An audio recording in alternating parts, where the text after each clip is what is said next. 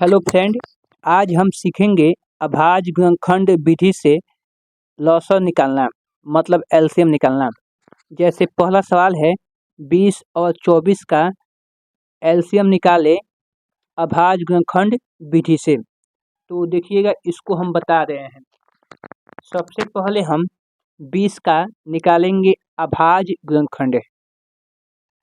तो यहाँ 2 से कटेगा आपका 10 बार में, फिर 2 से कटेगा आपका 5 बार में, फिर 5 से कटेगा 1 बार में। तो 20 का अभाज्य गुणनखंड हो जाएगा 2 गुणे 2 गुणे 5। ठीक है। अब हम निकालेंगे 24 का अभाज्य गुणनखंड। तो 2 से कटेगा 12 बार में, फिर 2 से कटेगा 6 बार में, फिर 2 से कटेगा 3 बार में, 3 से कटेगा 1 बार में। तो 24 का अभाज्य गुणनखंड हो गया 2 गुणे 2 गुणे 2 गुणे 3। ठीक है। हमको निकालना है एलसीएम, तो कहेंगे एलसीएम बराबर। ठीक है। अब हम देखेंगे कौन कौन संख्या कॉमन है। तो यह संख्या आपका कॉमन है, फिर यह भी संख्या आपका कॉमन है। ठीक है। अब यह संख्या कॉमन नहीं है, तो यह बच गया है, तो इसको भी यहाँ पर हम लिख देंगे और गुणा कर देंगे। तो बच गया है 5, बच गया है 2 और बच गया है 3। अब गुणा कीजिए, तो 2 दूनी 4, 4 पचे 20, 20 दूनी 40 और 40 तिहाई 120 से। अब यह जो आया हमारा आंसर हो गया। अभाज्य गुणनखंड विधि से हम 20 और 24 का लॉसर मतलब एलसीएम निकाल दिए। अगला सवाल देखिएगा। अगला सवाल है 56 और 112 का अभाज्य गुणनखंड विधि से एलसीएम निकालें। तो 56 को हम लेंगे और निकालेंगे इसका अभाज्य गुणनखंड। तो यह 2 से कटेगा 28 बार में, फिर 2 से कटेगा 14 बार में, फिर 2 से कटेगा 7 बार में, फिर 7 से कटेगा 1 बार में। तो 56 का अभाज्य गुणनखंड निकल गया 2 गुणे 2 गुणे 2 गुणे 7। अब हम निकालेंगे 112 का अभाज्य गुणनखंड। तो यहाँ पर 112 लिखेंगे, अभाज्य गुणनखंड निकालेंगे। 2 से कटेगा 56 बार में, फिर 2 से कटेगा 28 बार में, फिर 2 से कटेगा 14 बार में, फिर 2 से कटेगा 7 बार में, और फिर 7 से कटेगा 1 बार में। तो 112 का अभाज्य गुणनखंड निकल गया 2 गुणे 2 गुणे 2 गुणे 2 गुणे 7। ठीक है। अब हम बोल देंगे यहाँ पर एलसीएम बराबर। देखेंगे कौन कौन कॉमन है। तो यह आपका कॉमन है, फिर यह भी कॉमन है, फिर यह भी कॉमन है, फिर यह भी कॉमन है। ठीक है। और बच गया आपका 2, उसको भी लिख देंगे और गुणा कर देंगे हम। तो देखिए, गुणा कर रहे हैं। 2 दूनी 4, 4 दूनी 8, 8 सते 56, 56 दूनी 112। अब यह 112 जो आया हमारा आंसर हो गया। ठीक है।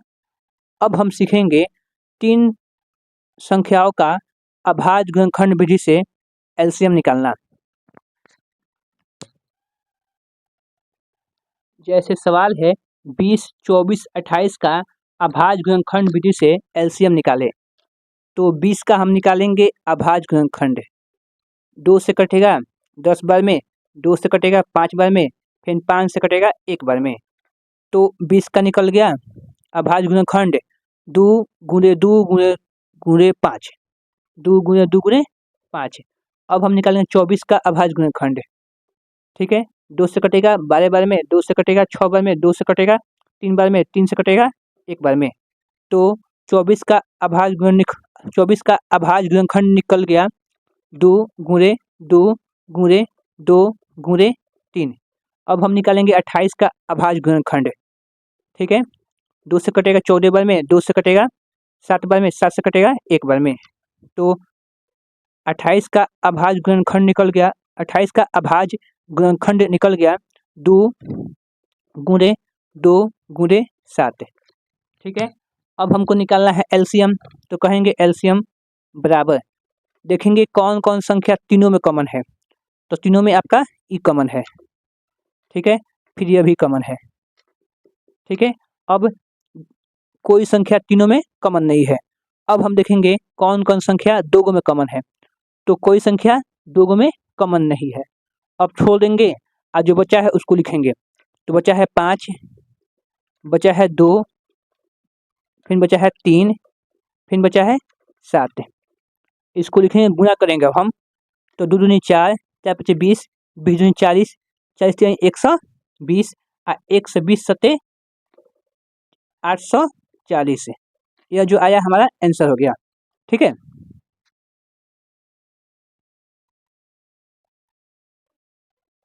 अब हम निकालेंगे 16, 18, 20 का अभाज्य गुणनखंड विधि से एलसीएम। तो देखिएगा ध्यानपूर्वक से, 16 का निकालेंगे अभाज्य गुणनखंड। 2 से कटेगा 8 बार में, 2 से कटेगा 4 बार में, 2 से कटेगा 2 बार में, 2 से कटेगा 1 बार में। ठीक है, तो 16 का अभाज्य गुणनखंड हो गया 2 गुणे 2 गुणे 2 गुणे 2। अब 18 का निकालेंगे तो हो जाएगा आपका 2 से 9 बार में, 3 से 3 बार में और फिर 3 से 1 बार में। तो 18 का अभाज्य गुणनखंड हो गया 2 गुणे 3 गुणे 3। अब हम निकालेंगे 20 का अभाज्य गुणनखंड। 2 से कटेगा 10 बार में, 2 से कटेगा 5 बार में, 5 से कटेगा 1 बार में। तो 20 का अभाज्य गुणनखंड हो गया 2 गुणे 2 गुणे 5। ठीक है, अब हमको निकालना है एलसीएम।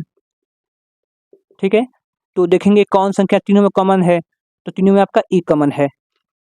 फिर आपका कोई संख्या तीनों में कॉमन नहीं है। अब हम देखेंगे कौन संख्या दुगो में कॉमन है। तो दुगो संख्या हई आपका और हई आपका कॉमन है। ठीक है, अब कोई संख्या दुगो में कॉमन नहीं है। तो जो बच गया लिखिए, बच गया 2, बच गया 2, बच गया 3, बच गया 5। अब गुणा कर दीजिए, 2 दूनी 4, 4 दूनी 8, 8 दूनी 16, 16 तीन 48, 48 पच्चे 240। यह जो आया हमारा आंसर हो गया। दोस्तों उम्मीद करता हूँ कि आपको यह वीडियो समझ में आया है। अगर वीडियो समझ में आया है तो वीडियो को लाइक, चैनल को सब्सक्राइब और वीडियो को शेयर जरूर करें। ठीक है, वीडियो देखने के लिए धन्यवाद।